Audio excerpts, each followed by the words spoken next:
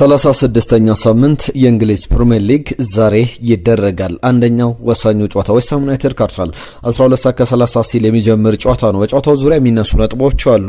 ከዛ ውጪ ግን ዝውውሮችን በስፋት ይዘናል። አርሰናል ቡድን ብቻ የተመለከቱ ጉዳዮችን እየተመለከትን እንቆያለን። አብሮነታችሁን እንፈልጋለን። ይህንን ቪዲዮ ላይክ አድርጋችሁ ጀምሩ። ሀሳብ አስተያየቶቻችሁን እየላካችሁልን አብራችሁን ቆዩ። በተለይ ደግሞ ዴክላን ራይስ እና ብሩኖ ፈርናንዴዝ የሰሞኑ መነጋገሪያ ርዕስ ሆነው ሰነባብተዋል። በዚህ ጉዳይ ላይ ተጨማሪ ዝርዝር ጉዳዮች እናነሳለን። በአርሰናል ጨዋታ ዙሪያ የጉዳት ዜናዎች እነ ጁሪን ቲምበር፣ ሚኬል ሜሬኖን የተመለከቱ ሌሎችንም ሀሳቦች እናነሳለን። ከዛ ውጪ ዴክላን ራይስ፣ ኑኒ ማዱዌኬ፣ ገብርኤል ማጋሌሽን የተመለከተ ጉዳይ አነሳለው። ከዛ በተጨማሪም የካይላን ኤምባፔ ወደ አርሰናል የመምጣት ጉዳይ ምን ያክል እድል አለው?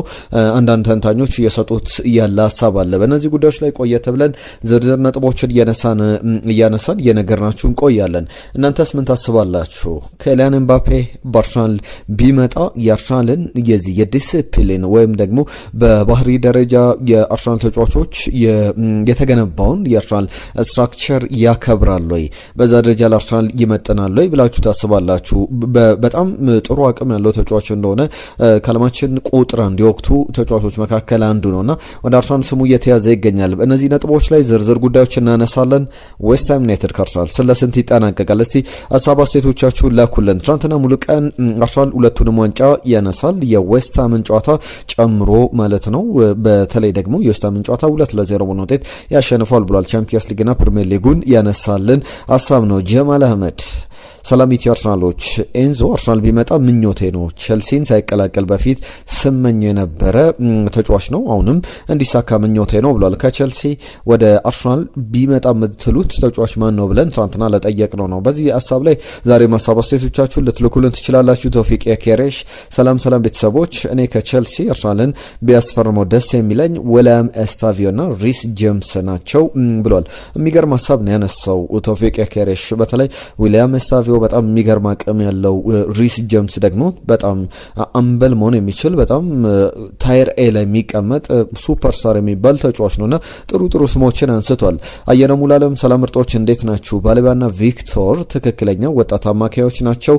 አርቴታና ቤርታ በእነኚህ ተጫዋቾች ላይ በፍጥነት ድርድር አድርጎ ማስፈረም አለበት። እንዲሁም ቲምበርን ሊፎካከር የሚችል የቀይ መስመር ተጫዋች መምጣት አለበት ብሎናል። ሁሉም እነዚህ ትናንትና የመጡልን መልእክቶች ናቸው። ዛሬም ሀሳብ አስተያየቶቻችሁን ላኩልን። ዌስትሃም ዩናይትድ ከአርሰናል በጣም አስፈላጊ ጨዋታ ነው። በተለይ ደግሞ ለአርሰናልም ለዌስትሃምም ሚኒንግ ያለው በሲዝኑ ረብ የለሽ የሚባል ጨዋታ አይደለም፣ አስፈላጊ ትርጉም ያለው ጨዋታ ነው።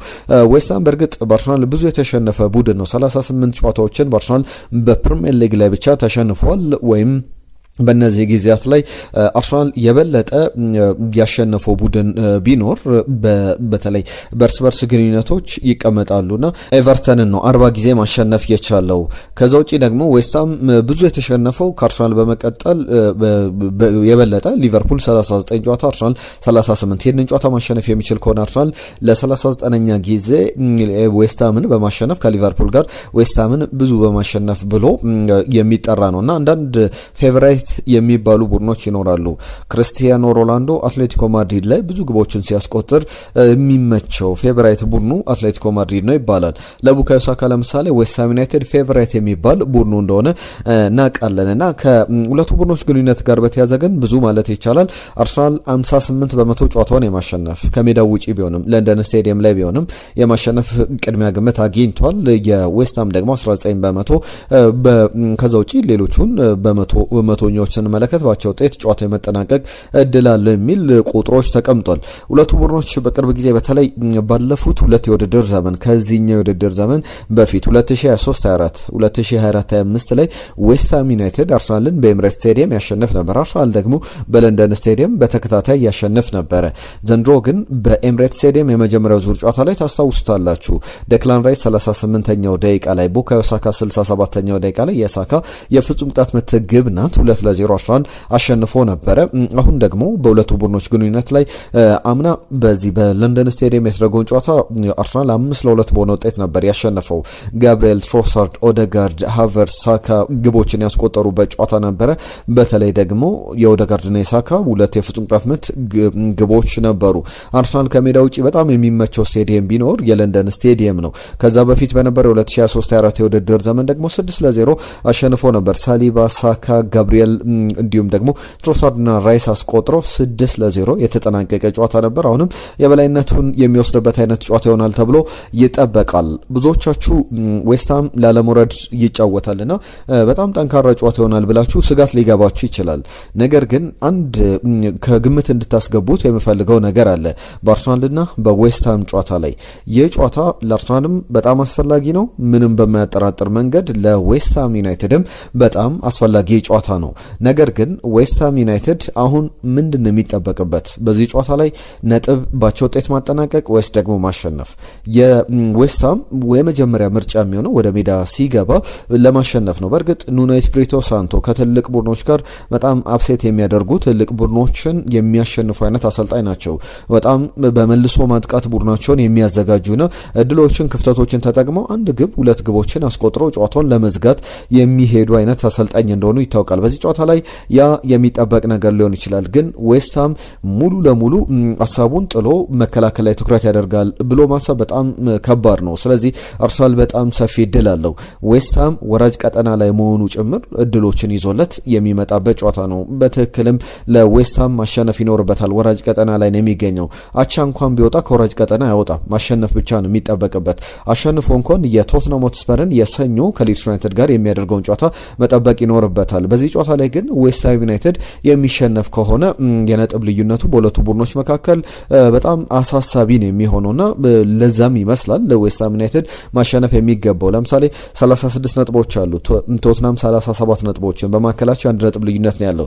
ዌስትሃም ይህንን ጨዋታ የሚሸነፍ ከሆነና ቶትናም ደግሞ ሊድስን ቢያሸንፍ በማከላቸው የሚኖረው የነጥብ ልዩነት የአራት ይሆናል። የአራት ነጥብ ማለት ደግሞ በአንድ ጨዋታ እድሜ ብቻ የሚፈታ ወይም በአንድ ጨዋታ ቀለል ብሎ የሚጠናቀቅ አይደለም። ለቶትናም ሆትስፐር ቀጣይ ጨዋታዎች ከሊድስ በኋላ ቸልሲና ኤቨርተን ናቸው። ቸልሲን በስታንፈርድ ብሪጅ፣ ኤቨርተንን ደግሞ በሜዳው በቶትናም ሆትስፐር ስቴዲየም የሚደረግ ጨዋታ ነው። ለዌስትሃም ቀጣይ መርሃ ግብሮች በጣም ቀላል የሚባሉ አይደሉም። ከአርሰናል በመቀጠል ኒውካስል ዩናይትድን ከዛ በኋላ ሊድስን ይገጥማልና ከቶትናም የበለጠ ቀላል ጨዋታዎች ስላሉት በተለይ ይህንን የአርሰናል ጨዋታ ላይ በጣም ከፍተኛ ሁኔታ ማሸነፍ ይኖርበታል። ያ የማን ከሆነ የአራት ነጥብ ልዩነት ለቶትናም ቀጣይ አንድ ጨዋታ ብቻ ማሸነፍ ነው የሚጠበቅበት። ስለዚህ በጣም አሳሳቢ ይመስላል። ይህንን ቶትናም ሊድስን ካሸነፈ በኋላ ዌስትሃም ይህንን ጨዋታ ከተሸነፈ የአራት ነጥብ ልዩነት ካለ በቀጣይ የሚቀሩ ሁለት ጨዋታዎች ናቸው። ስለዚህ ከሁለት ጨዋታዎች ቶትናም አንደኛውን ወይ አቻ መውጣት፣ አቻ እንኳን ቢወጣ በጣም ሰፊ ድል ይኖረዋል። ከዛ በተጨማሪም ከሁለቱ ጨዋታዎች አንዱን ማሸነፍ በፕሪሚየር ሊጉ ላይ ያቆየዋልና ለዌስትሃም የሞት ሽረት ጨዋታ መሆኑ ለአርሰናል በጣም ጥሩ ነው። አጥቅቶ ሲጫወት ቡድኖች ምን ያክል እንደሚቸገሩ ዘንድሮ ባየርን ምሳሌ ነው። አትሌቲኮ ማድሪድ ምሳሌ ነው። ከዛ ውጪ ኢንተር ሚላን ምሳሌዎች ናቸው። አርሰናልን አጥቅተው ለመጫወት በሚሞክሩበት ጊዜ ላይ የሚፈጠረውን ክፍተት በደንብ ተመልክተናል። ሁሉም አስፈላጊ ጨዋታ ይደረጋል። በዚህ ጨዋታ ላይ ጁሪየን ቲምበር፣ ሚኬል ሜሬኖ በጨዋታው ላይ አይኖርም። ጁሪየን ቲምበር በጣም ከጠበቅነው በላይ ጉዳቱ የከፋው ነው ተመልክተናል የሚል አስተያየቱን ሲሰጥ ነበር። አሰልጣኝ ሚኬል አርቴታን በተመለከተ ከጨዋታው አስቀድሞ በነበረው ጋዜጣዊ መግለጫ ላይ ያነሳቸው ጉዳዮች አሉና ብዙ ማለት ይቻላል በዚህ ጉዳይ ላይ። ለሁሉም ጨዋታው ምሽት 12:30 ሲል ይጀምራል። ስለ ዌስትሃም ስለ አርሰናል ብዙ ማለት ይቻላል። ዴክላን ራይስ ግን የቀድሞ ቡድኑን ይገጥማል። በደንብ ባለውለታዎች ናቸው። ነገር ግን ለማሸነፍ በደንብ ስራዎቻችንን ለመጨረስ ነው ወደ ለንደን ስቴዲየም የምንሄደው የሚል አስተያየቱን ሲሰጥ ነበረ። ከቅናት በፊት በነበረ አንድ ቃለ መጠይቅ ላይ ለሁሉም በጣም ተጠባቂ ጨዋታ ነው። ግምቶቻችሁን እየላካችሁልን አብራችሁን ቆዩ። አሁንም የምናነሳቸው በርከት ያሉ ጉዳዮች አሉ። ትናንትና ማንቸስተር ሲቲ አሸንፏል 3-0 በሆነ ውጤት ብሬንትፎርድን እና በዚህ ጨዋታ መጠናቀቂያ ላይ የዌስትሃም እና የአርሰናልን ጨዋታ በተመለከተ አሰልጣኝ ፔፕ ጋርዲዮላ ያሳዩ አንድ ምልክት አለ። የዌስትሃም የቡድኑ አርማ ሁለት መዶሻዎች ናቸውና በእነዚህ እርስ በርስ የተቆላለፉ ናቸውና በእጅ ምልክት የዌስትሃም ደጋፊዎች እጃቸውን ወደ ካናታቸው በላይ ከግንባራቸው በላይ አድርገው ሁለት እጃቸውን እንግዲህ አጠላልፈው ወይም ደግሞ የኤክስ ምልክት ሰርተው ቡድናቸውን በዛ መንገድ ይገልጻሉ። ለምሳሌ በእኛ ሀገር ቅዱስ ጊዮርጊስ የቪ ምልክትን፣ ኢትዮጵያ ቡና ደግሞ አንድ እጃቸውን እንዲሁ የጠቋሚና የዚህ የአውራጣታቸውን ከፍ አድርገው ሌሎቹን ዝቅ በማድረግ የሚያሳዩት ምልክት አለ። ሌሎችም ቡድኖች የራሳቸው ምልክቶች አሏቸውና በዌስትሃም በኩል ያ ነው ምልክቱና ፔፕ ጋርዲዮላ ምንድነው ያደረገው ኮሙኒዮ ኤረንስ ብሎ መዶሾቹን እንግዲህ አሁን የእናንተ ደጋፊ ነን የሚል መልእክቱን ሲገልጽ ነበር። በእርግጥም አርሰናል ደጋፊዎች ባለፈው ሲቲ ከኤቨርተን ሲጫወት ኤቨርተንን እንደደገፉት አሁንም በዚህ ጨዋታ ላይ በሙሉ ልባቸው የማንቸስተር ሲቲ ደጋፊዎች ዌስትሃም አርሰናልን ነጥብ እንዲያስጥልላቸው የሚመኙበት ነው። ትናንትና በኤታድ ስታዲየም አንድ ጉዳይ በጣም ሲያነጋግር ነበር በማህበራዊ ትስስር ገጾች። አንድ የአርሰናል ደጋፊ ሌሎችም ነበሩ። በተለይ አንደኛው በጣም ምስሉ በማህበራዊ ትስስር ገጾች ሲዘዋወሩ ነበር። የብሬንትፎርድ ተጓዥ ደጋፊዎች ጋር በስቴዲየም በመግባት እንግዲህ ከማንቸስተር ሲቲ ደጋፊዎች ጋር ሲበሻሸቅ ነበር። የአርሰናል መለያ ለብሶ ነው። አርሰናል ጨዋታ የለውም፣ ነገር ግን በአስገራሚ ሁኔታ በኤታድ ስቴዲየም በዛ ሁሉ ሺህ ደጋፊዎች ፊት የአርሰናልን መለያ ለብሶ አርሰናልን ወክሎ በዛ ተገኝቶ ነበር። ለሁሉም ብዙ ማለት ይቻላል። በዚህ ጨዋታ ዙሪያ የፕሪሚየር ሊጉን ጉዳይ ወጣ ብለን በተለይ 76 እና 74 ነጥቦች ላይ ሁለቱ ቡድኖች ተቀምጠዋል። በዋንጫ ፉክክሩ ላይ አስፈላጊ ጨዋታ ነው። በተለይ አርሰናል ማሸነፍ የሚችል ከሆነ ቀጣይ የሚቀሩ ጨዋታዎች ሁለት ናቸው። በርሊን ደግሞ ከ8 ቀናት በኋላ ነው የሚገጥመው። ቀጣይ ሰኞ ነው። በተለይ በጣም ረጅም ቀናት ረፍት አሉትና በዚህ መሃል ደግሞ ማንቸስተር ሲቲ ከባባድ ጨዋታዎች አሉበት። ለሁሉም ለአርሰናል ነገሮች በጣም በጥሩ መንገድ እየሄዱ እንዳለ ምልክቶችን መናገር ይቻላል። ይህንን ጨዋታ በተመለከተ እነዚህ ነጥቦች ካነሳን የቻምፒየንስ ሊግ ጉዳይ ላይ አንድ 2-3 ጉዳዮችን ላንሳ። ቻምፒየንስ ሊግ ላይ አሽራፍ ሀኪሚ እንደሚደርስ እየተነገረ ይገኛል። ላሬም ሜሲ እንደዘገበው ከሆነ በጉዳት ምክንያት የባለፈው የመልሱ ጨዋታ ላይ አልነበረም። ነገር ግን በቻምፒየንስ ሊግ ፋይናል ላይ ቡዳፔስት ፑሽካሽ አሬና ሃንጋሪ ላይ በሚደረገው ጨዋታ ላይ እንደሚደርስ የሚያሳዩ ምልክቶች አሉ። ከዚሁ ጋር በተያያዘ ግን እየተነሱ ያሉ ጉዳዮች አሉ። ብዙ ሰዎች አርሰናልን እየተጠራጠሩት ይገኛሉ። አንደኛው ከልምድ አንጻር የሚነሳ ጥያቄ አለ። ስለ ቻምፒየንስ ሊግ ልምድ መናገር በጣም ከባድ ነው። ፒኤስጂ ለምሳሌ አምና ነው ያሸነፈው እኮ ቻምፒየንስ ሊጉን። ከዛ በፊት በነበሩ ሂደቶች ላይ ፒኤስጂም የቻምፒየንስ ሊግ ፌቨራይት የሚባል ቡድን እንዳልነበረ ተመልክተናል። ወይም ደግሞ በጣም በቻምፒየንስ ሊግ ላይ ፒኤስጂ ሪያል ማድሪድን አይደለምና ለአርሰናል በልምድ ደረጃ የሚያጠራጥር በጣም ፍጹም የበላይነት አለው የሚባል አይደለም። ከዛ በተጨማሪም ብዙዎች አርሰናል በቅርብ ጊዜ በነበረበት የውጤት ድክመት በተለይ አፕሪል ወር ላይ እየተሸነፈ እንኳን ሜንታሊቲያቸው ይወረድ አልነበረም። በጣም በሜንታል ደረጃ ሜንታል ስትሬንግዛቸው የሚገርም ነበረ። የሲቲ ጨዋታ ላይ አርሰናል ሲሸነፍ ዴክላን ራይስ ኢትስ ናት ደን አላለቀም አልተጠናቀቀም ሲል ነበርና የቡድኑን ስሜት በደንብ የሚገልጽ ነውና ሁሉንም ጨዋታ ከዚህ በኋላ አሸነፈን እነ ፕሪሚየር ሊጉን እናነሳለን የሚል ሜንታሊቲ እንዳላቸው ያሳያል። የአርሰናል ሜንታሊቲ፣ የአርሰናል ዲሲፕሊን፣ የተጫዋቾች ባህሪ ከዛ በተጨማሪ ፕሬዠርን የሚቋቋሙበት መንገድ የሚያስገርም አይነት ነውና በቻምፒየንስ ሊግ ፋይናል ላይ በጣም ትልቅ እድል አለው። ያንን በደንብ መመስከር ያስፈልጋል። ከፕሪሚየር ሊግ ፉክክር ጋር በተያያዘ ሚካ ሪቻርድሰን ሀሳብ ስመለከት ነበር። ሲቲ ከዚህ በኋላ ነጥብ ይጥላል ብዬ አላስብም። አንዴ ከኤቨርተን ጋር ጥሏል። ከዚህ በኋላ ያሉትን ጨዋታዎች በሙሉ ያሸንፋል ያለ አስተያየት ሲሰጥ ነበር። ስለዚህ ያ ማለት አሁን ስራዎች ከዚህ በኋላ አርሰናል ላይ ትኩረት የሚደረጉ የአርሰናል ስራዎች ሆነው ይቀጥላሉ ማለት ነው። በሚያስገርም ሁኔታ ብዙ ማለት ይቻላል። ከአርሰናል መሻሻል ጋር በተያዘ የሉዊስ ስኬሊን ቁጥሮች ስመለከት ነበረ። ትናንትና ማንስቼ የላቸዋለሁ። ጋሪ ሊንከን ኳሶችን ወደፊት እየሄደለት ያለው ለቪክተር ኬሬሽ ሉዊስ ስኬሊ አማካኝ ስፍራ ላይ መሰለፍ ምክንያት ነው በሚል የሚያነሳቸው ሀሳቦች አሉ። ለምሳሌ ከአርሰናል 10 ቁጥር ጋር ከኤበረቼዜ ጋር ላነጻጽርላችሁ። ሉዊስ ስኬሊን ለምሳሌ ወደ ተቃራኒ የፍጹም ቅጣት ምት ክልል ኳሶችን በማሻገር በማሻማት ረገድ ባለፉት ጨዋታዎች ላይ በሁለቱም ጨዋታዎች ላይ ከኤበረቼዜ የበለጠ ቁጥሮች አሉት። ብዙ ፕሮግሬሲቭ ፓሶችን በማድረግ ወይም ደግሞ ወደ ተቃራኒ የሃፍ ወይም ግማሹ የአርሰናል ግማሽ አለ ተቃራኒዎች ግማሽ አለ። በተቃራኒ ግማሽ ላይ በአትሌቲኮ ማድሪድና በፉላም ግማሽ ላይ ብዙ ፓሶችን በማድረግ ወደፊት ፓሶችን በማድረግ 61 ለ34 ናቸው። ሉዊስ ስኬሊ በዚህም ይበልጣል። ቶታል ኬሪዎችን ወደፊት ኳስ እየገፋ በመሄድ ደግሞ 24 ለ18 ሉዊስ ስኬሊ ይበልጣልና የአርሰናል ማጥቃት መሻሻሉ አንደኛው ምክንያት ይህ ነው ብሎ መናገር ይቻላል። አንድ ቀደም መግቢያ ላይ ሳነሳው የነበረ ጉዳይ አለ። ዴክላን ራይስ ከብሩኖ ፈርናንዴዝ የፉትቦል ራይተርስ አሶሲዬሽን ወይም የእግር ኳስ ጸሐፊዎች ማህበር በእንግሊዝ ዴክላን ዴክላን ራይስን ሁለተኛ በ8 ነጥቦች ወይም በ8 ድምጾች ዝቅ ብሎ ብሩኖ ፈርናንዴዝ ደግሞ የዓመቱ ምርጥ ተብሎ ተመርጧል። ዴክላን ራይስ እንዴት ነው ይገባዋል ወይስ ደግሞ ብሩኖ ፈርናንዴዝ ይገባዋል ትላላችሁ? ሀሳብ አስተያየቶቻችሁን እየላካችሁልን አብራችሁን ቆዩ። አንዳንድ ጉዳዮችን ማንሳት አለብን በዚህ ጉዳይ ላይ። ከዚህ በፊት የሜስት ኦዚል ጉዳይ ይነሳል። አሁን ብሩኖ ፈርናንዴዝ 19 አሲስቶች በቻንስ ክሬትድ ደረጃ ደግሞ 120 ቻንሶችን ክሬት አድርጓል። በዚህ ጊዜ ላይ ግቦችንም ስንመለከት ወደ 8 ያክል የፕሪሚየር ሊግ ግቦችን አስቆጥሯል። የሚገርም ቁጥሮች ናቸው። 2015-16 ላይ በነበረው ሌስተር ሲቲ ባሸነፈበት የውድድር ዘመን ላይ ሜስት ኦዚል 146 ቻንሶችን ክሬት አድርጓል። ያ ማለት ብሩኖ ፈርናንዴዝ ዘንድሮ ከፈጠራቸው የግብ ዕድሎች ወይም ቻንስ ክሬትድ ተብሎ ከሚመዘገቡ ስታቲስቲክሶች በ26 የበለጠ ነው። በአሲስት ደረጃ ደግሞ እኩል ናቸው። 19 አሲስቶችን ያስመዘገቡበት በፕሪሚየር ሊጉ ቤስት አሲስቶች ካስመዘገቡ ሁለተኛ ደረጃ ላይ ከሚቀመጡ ተጫዋቾች መካከል አንደኛው ነው። ቴሪ ሄንሪ፣ ደብሩይነ 20 አሲስቶች እንዳላቸው ይታወቃል። እነዚህ ጉዳዮች ሜስት ኦዚል በዛ ዓመት ግን የዓመቱ ምርጥ ተጫዋች ተብሎ አልተመረጠም ነበር። ብሩኖ ፈርናንዴዝ ግን አሁን በዚህ ቁጥር የዓመቱ ምርጥ ተጫዋች ተብሎ ተመርጧል። በወቅቱ በእርግጥ የሌስተር ሲቲ ተጫዋቾች ሌስተር ካሳለፈው ዓመት አንጻርም በዛ ደረጃ የተመረጡበት ነበርና ብዙ ያነጋገረ ይገኛል። ለምሳሌ ከዚህ በፊት ቲየሪ ሄንሪ ባሎን ዶር ያጣበት ፓቬል ኔድቬድ ያሸነፈበትን ዓመት የዩቬንቱሱ አማካኝ ታስታውሱታላችሁ። ኔድቬድ በወቅቱ 47 ጨዋታዎችን አድርጎ 14 ግቦችን አስቆጥሮ 3 አሲስቶች ብቻ ነበሩት። ቲየሪ ዳንኤል ኦንሪ ደግሞ 32 ግቦች በ55 ጨዋታዎች 28 አሲስቶች 60 የግብ ተሳትፎ ነበረውና የሚገርም አይነት ሲዝን ነበር ያሳለፈውና እንዲሁም ከዘረኔት ጋር ነገሮች ሲያያዙ እንደነበረ እናስታውሳለን። በዚህ ጉዳይ ላይ ኖኒ ማዱኬ ዴክላን ራይስ በእጅጉ የዓመቱ ምርጥ ተጫዋች ተብሎ መመረጡ የፒኤፍኤ የፉትቦለርስ አሶሲዬሽን ፕሮፌሽናል ፉትቦለርስ አሶሲዬሽን የሚመርጠው ማህበሩ የሚመርጠው የዓመቱ ምርጥ ተጫዋች አለና ይገባዋል የሚል ሀሳቡን ሲሰጥ ተመልክተናል። ሁሉም እነዚህ ጉዳዮች ይነሳሉ። ዝውውሮችን የተመለከቱ 1-2-3 ጉዳዮችን ላንሳ። የኬሊያን ኤምባፔ ጉዳይ በስፋት እየተነሳ ይገኛል።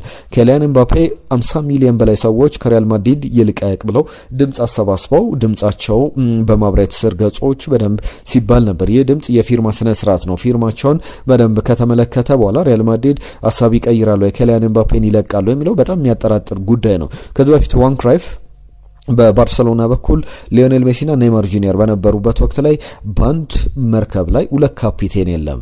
አንደኛው መሪ፣ ሌላኛው ተመሪ ወይም ምክትል ካፒቴን፣ ረዳት ካፒቴን ሊሆን ይችላል እንጂ ዋና ካፒቴን 2 ካፒቴኖች አይኖሩም፣ ያለበለዚያ መርከቡ አትሄድም የሚል ሀሳብ ይሰጥ ነበረ። በወቅቱ ሊዮኔል ሜሲና ኔይማር ጁኒየርን በተመለከተ ነውና ሊዮኔል ሜሲ በተመሳሳይ መልቀቅ አለበት የሚል ሀሳብም ነበረውና አዲሱ ካፒቴን ኔይማር ጁኒየር ነው መሆን ያለበት የሚል ሀሳቦች እንደነበሩት ዋን ክራይፍን እናስታውሳለን። አሁን በዚህ ጉዳይ ላይ የነን ሀሳብ ያነሳሁት ከኬሊያን ኤምባፔና ከቪኒ ጁኒየር ጋር በተያዘ በተለይ ቪኒ ጁኒየር ልብ ብላችሁ ካስተዋላችሁ ቁጥሮችንም ከተመለከታችሁ ኬሊያን ኤምባፔ ከሌለ ግቦችን ያስቆጥራል። ሪያል ማድሪድም ጥሩ ይጫወታል። ኬሊያን ኤምባፔ ካለ ግን ሪያል ማድሪድ ሊያስቆጥር ኬሊያን ኤምባፔም ብዙ ግቦችን ሊያስቆጥር ሪያል ማድሪድም ሊያሸንፍ ይችላል። ነገር ግን ቪኒ ጁኒየር ጭራሽ የሚጠፋ ተጫዋች ነውና ከሁለቱ አንዳቸው መልቀቃቸው አይቀርምና ፍሎሬንቲኖ ፔሬዝ ደግሞ የሪያል ማድሪድ ደጋፊዎችን የሚሰሙና ኬሊያን ኤምባፔም የሚለቅ ከሆነ መዳረሻው የት ሊሆን ይችላል፣ ፋይናንሻሊ ሳውን የትኛው ክለብ ይመጥነዋል የሚለውን እየተመለከቱ ይገኛሉ። ብዙ ተንታኞች ብዙ በማህበራዊ ትስስር ገጾች ላይ እየተሰጡ ያሉ አስተያየቶች አሉ። በዚህ ጉዳይ ላይ ኤማኑኤል ፔቲ የቀድሞ አርሰናል ተጫዋች ያነሳቸው ጉዳዮች አሉ። ኬሊያን ኤምባፔ ወደ አርሰናል መምጣት የሚችል ከሆነ ፐርፌክት ፊት ነው ለሁለቱም። ለኬሊያን ኤምባፔም በግራ መስመር አጥቂ ቦታ ላይ ባሎን ዶርን ማሸነፍ አመታትን በደንብ በስኬት ማጠናቀቅ የሚችልበት በጣም ጥሩ ጥምረት ጥሩ ጋብቻ ይሆንላቸዋል። ለአርሰናልም ደግሞ በዚህ ቦታ ላይ ያለበትን የአመታት ክፍተት በደንብ መሙላት የሚችል አርሰናል ሱፐር ፓወር የሚሆንበት በአውሮፓ ትልልቅ ሊጎች ላይ ያንን በደንብ እንመለከታለን የሚል አስተያየቱን ሲሰጥ ነበር። እናንተስ እንዴት ታዩታላችሁ? ኬሊያን ኤምባፔ ወደ አርሰናል ቢመጣ በተለይ ከ200 ሚሊዮን ፓውንድ በላይ የሚገመት ነውና አርሰናል ያንንስ ያክል ገንዘብ ይከፍላል ወይ? ያለበለዚያ ሪያል ማድሪድ ደግሞ አርሰናልን በገንዘብ የማይደራደር ከሆነ ወይም አርሰናል ያንን ክፍያ የማይከፍል ከሆነ ሌላ አነስ ያሉ ክፍያዎችን ወይም ከ200 ሚሊዮን ፓውንድ ዝቅ ያለ ክፍያ ጠይቆ ዊሊያም ሳሊባ ወይም ጋብሪኤል ማጋሌሽን ሊፈልግ የሚችልበት እድል አለና ብዙ የሚያስብል ጉዳይ ነው የኬሊያን ኤምባፔ ጉዳይ። ኤታን ኖኔሪን በተመለከተ ኤስ ሚላን አርሰናል 35 ሚሊዮን ፓውንድ እስከ 40 ሚሊዮን ፓውንድ ተጫዋቹን ለመሸጥ ፍላጎት አለው፣ ፈቃደኛ ነው የሚሉ ዘገባዎች ወጥተዋልና ኤሲ ሚላን የተጫዋቹ ፈላጊ ሆኗል። የ19 ዓመቱ ከ21 ዓመት በታች የእንግሊዝ ብሔራዊ ቡድን ተጫዋች ወደ ኤሲ ሚላን ወደ ጣሊያን ሴሪያ ይሄዳሉ ትልቁ ጥያቄ ነው። ከአርሰናል ጋር በተያያዘ ሌላኛው በነጻ ዝውውር አርሰናልን ሊቀላቀል ይችላል ተብሎ ስሙ ሲያዝ የነበረው ጀርመናዊው ጁሊያን ብራንትን በተመለከተ ወኪሎቹ ከአርሰናል ሰዎች ጋር እየተነጋገሩ ይገኛሉና አሁን ከየትኛውም ክለብ ጋር ከጥር ጀምሮ መደራደር ይችላል። ፕሪ ኮንትራትም ጭምር መስማማት መፈራረም ይችል ነበርና የ30 ዓመቱ ተጫዋች በሚገርም ሁኔታ ጥሩ እየተንቀሳቀሰ ወይም የመጨረሻ ዓመታቱን በጥሩ ብቃት ለማጠናቀቅ ወደ እንግሊዝ ወደ አርሰናል ሊመጣ የሚችልበት እድል አለና ትራንስፈር ፊድ እንደዘገበው ከሆነ የጁሊያን ብራንት መምጣት በአርሰናል ቤት ውስጥ ቁልፍ ተጫዋች ሊሆን ይችላል። ነገር ግን ጥሩ የስኳድ አቅም የስኳድ ተጫዋች ይሆናል ተብሎ ይጠበቃልና እንደዚህ አይነት ጉዳዮች በስፋት እየተነሱ ይገኛሉ። ለሁሉም የአርሰናል ጉዳዮች በዚህ መንገድ አጠናቀቀን። አብራችሁን ስለነበራችሁ ከልብ እናመሰግናለን። ባነሳናቸው ጉዳዮች ላይ ሀሳብ፣ አስተያየት፣ ግምቶቻችሁን ላኩልን። የዛሬን እዚህ ላይ አጠናቀቅን። ጤና ይስጥልን።